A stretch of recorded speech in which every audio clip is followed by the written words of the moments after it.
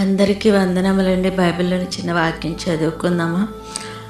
1 కొరింథీయులకు రాసిన పత్రిక 13వ అధ్యాయం 1వ వచనం చదువుకుందాము. మనుషుల భాషలతోనూ దేవదూతల భాషలతోనూ నేను మాట్లాడినను, ప్రేమ లేని వాడినైతే మ్రోగిడు కంచును గణగణలాడు తాళమునయుందును. ఆమేన్. అయితే నా ప్రియనేస్తమా, పౌలు గారు ఎంత చక్కని వచనాన్ని రచించారండి.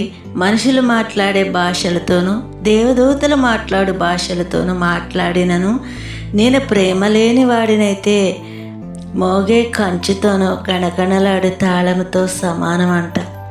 వాక్చాతుర్యం కలిగి ఎంతటి పెద్ద పెద్ద ప్రసంగాలు చేసినా హృదయంలో ఎదుటి వ్యక్తి పట్ల కనికరం, ప్రేమ లేకపోతే చేసే ప్రసంగాలలో, ప్రమాణాలలో, భక్తిలోనూ జీవం ఉండదండి. స్పందన ఉండదు, క్రియ ఉండదు.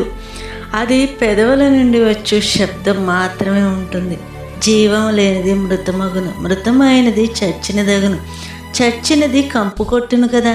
క్రియలు లేని విశ్వాసం వ్యర్థమే. నా ప్రియ సహోదరులారా, మీలో ప్రేమ గుణం లేకపోతే నశించిపోతున్న ఆత్మలను ఎలాగూ ప్రభు వైపునకు త్రిప్పగలరు?